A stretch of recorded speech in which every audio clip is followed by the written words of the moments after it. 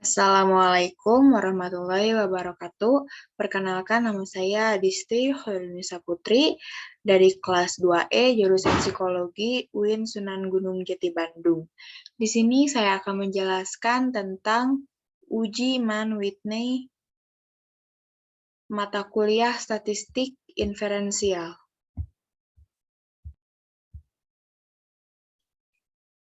Apa itu uji Mann-Whitney? Nah, uji ini adalah uji non-parametris yang digunakan untuk mengetahui perbedaan median dua kelompok bebas. Apabila skala data variabel, terikatnya adalah ordinal atau interval atau ratio, tetapi tidak terdistribusi normal. Nah, uji ini juga disebut dengan Wilcoxon-Ransom test, merupakan pilihan uji non-parametris apabila uji independen test tidak dapat dilakukan oleh karena asumsi normalitas tidak terpenuhi. Tetapi meskipun bentuk non-parametris dari uji independen test, uji Mann ini tidak menguji perbedaan mean atau rata dua kelompok seperti layaknya uji independen test, melainkan untuk menguji perbedaan median atau nilai tengah dari dua kelompok.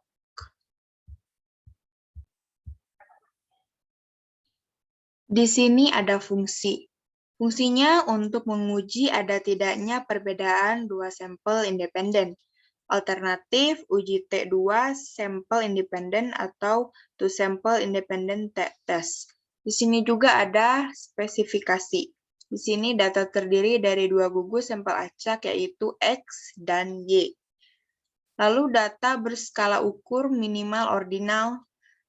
Lalu kedua posisi memiliki bentuk sebaran yang sama. Selanjutnya, fungsi sebaran dari kedua populasi hanya berbeda pada lokasinya, atau mean.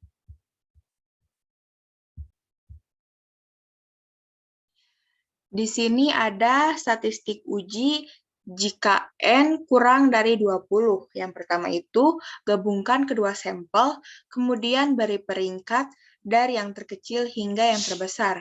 Untuk nilai yang sama diberi peringkat yang sama dengan nilai rata-rata dari posisi peringkat-peringkat pengamatan. Yang kedua, jumlahkan peringkat-peringkat dari populasi 1, yaitu nilai X, jika parameter dari populasi 1 lebih kecil daripada parameter populasi 2. Nah, di sini kita tuh mengharapkan untuk ukuran-ukuran sampel yang sama, bahwa jumlah peringkat untuk populasi 1 pun lebih kecil daripada jumlah peringkat untuk populasi 2 dan begitu juga sebaliknya. Yang ketiga, statistik uji didasarkan pada jumlah peringkat yang cukup kecil atau cukup besar dari amatan sampel yang berasal dari populasi 1. Nah, statistik yang digunakan ini adalah ini. T sama dengan S min N1 dalam kurung N1 plus 2 per 2. Nah, dengan S adalah jumlah peringkat hasil-hasil pengamatan yang merupakan sampel dari populasi 1. Nah, di sini juga ada kriteria uji. Yang pertama ada H1 itu M, X sama dengan MY. Tolak H0 jika T hitung itu lebih kecil dari W alfa per 2 atau T hitung lebih besar dari W1 min alfa per 2. Yang kedua ada H1-nya itu MX kurang dari MY, tolak H0, yaitu T hitung, kurang dari W alfa. Dan yang selanjutnya H1-nya itu MX lebih besar dari MY, dan tolak H0 jika T hitung lebih besar dari W1 min A. Nah, di sini juga ada catatannya.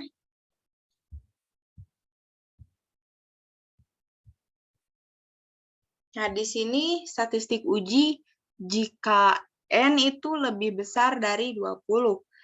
Jika nilai N 1 atau N2 lebih dari 20, maka digunakan pendekatan normal Z dengan rumus seperti ini. Dengan kriteria uji satu arah itu tolak K0 jika Z hitung itu lebih besar dari Z alfa diterima dalam hal lainnya, atau p-value lebih kecil dari ini. Dan yang dua arah tolak K0 jika Z hitungnya ini lebih besar dari Z alfa per 2. Nah, ini tuh diterima dalam hal lainnya. Di sini juga ada contoh kasus 1. Dan ini solusinya lagi. Ini juga sama.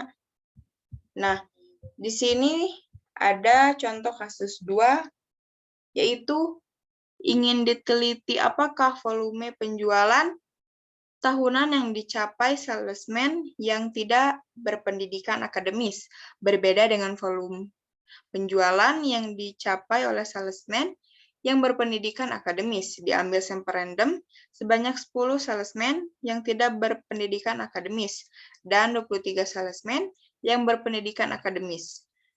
Dua grup tersebut dipisahkan sebagai grup A, tidak berpendidikan akademis, dan grup B berpendidikan akademis. Nah, datanya seperti ini. Ini diuji dengan taraf signifikan 5%. Nah, ini kita akan olah menggunakan aplikasi SPSS.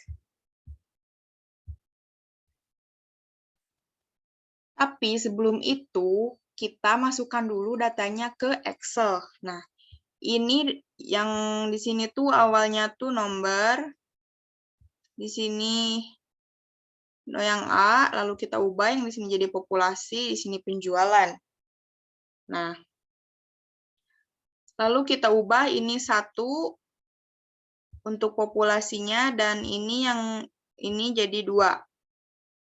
Kenapa? Karena di sini tuh ada 2 variabel. Nah, lalu kita satukan.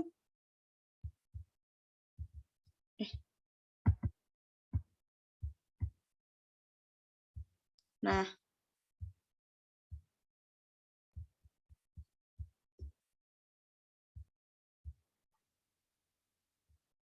kalau disatukan, jadi seperti ini. Nah, lalu semua data ini yang ada di Excel, kita kopikan, lalu kita pindahkan ke aplikasi SPSS.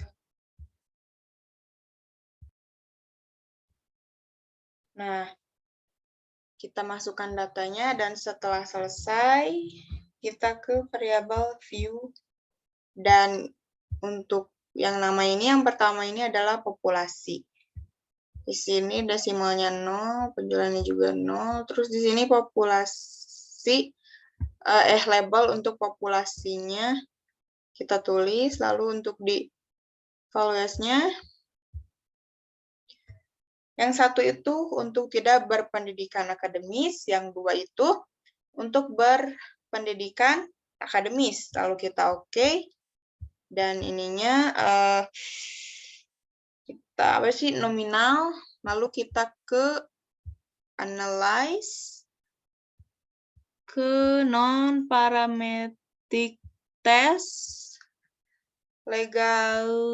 legacy dialogues, lalu ke to independent sample. Nah, ini tuh yang penjualan kita masukkan ke test variable list. Sedangkan untuk populasi kita masukkan yang ini, grouping variable. Nah, lalu kita ini checklist yang main Whitney-nya. Lalu kita oke. Dan setelah itu akan muncul output. Nah, outputnya seperti ini. Ada yang terlewat. Nah, di sini tuh define groups-nya itu yang grup satunya 1, dan yang grup 2-nya itu 2, karena ini saya sudah diinputkan, jadi saya exit saja.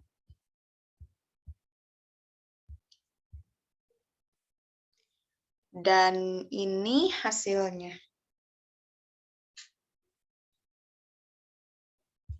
Di sini sudah jelas. Di sini ada teks statistiknya itu main white-nya ini adalah 31.000, Wilcoxon-nya itu 86.000, Z-nya itu min 3.292. Nah, seperti ini, dan ini juga untuk range-nya yang tidak berpendidikan N-nya 10, berpendidikan akademis 23, dan ini untuk main rank-nya, dan ini sum of rank-nya.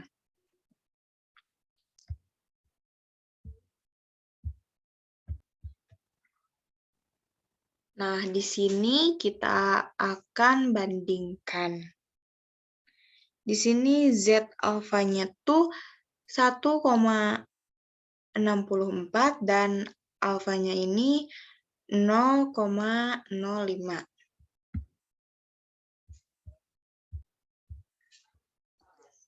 Yang di sini ada kriteria ujinya. Tolak K0 jika Z hitung itu non-Z tabel atau p-value kurang dari alfa, dan yang diperoleh itu Z hitungnya tuh 3,292 dan p-value-nya itu 0,001 karena Z hitungnya tuh sama dengan 3,292 lebih besar dari Z alfanya ini sama dengan 1,64 dan p-value-nya ini 0,001 lebih kecil dari alfa 0,05. Maka H0 ini ditolak. Nah, jadi disimpulkan, berdasarkan hasil tersebut, maka disimpulkan bahwa rata-rata volume penjualan tahunan yang dicapai salesman tidak berpendidikan akademis berbeda dengan volume penjualan yang dicapai oleh salesman yang berpendidikan akademis. Nah, seperti itu. Mungkin itu saja yang saya bisa sampaikan.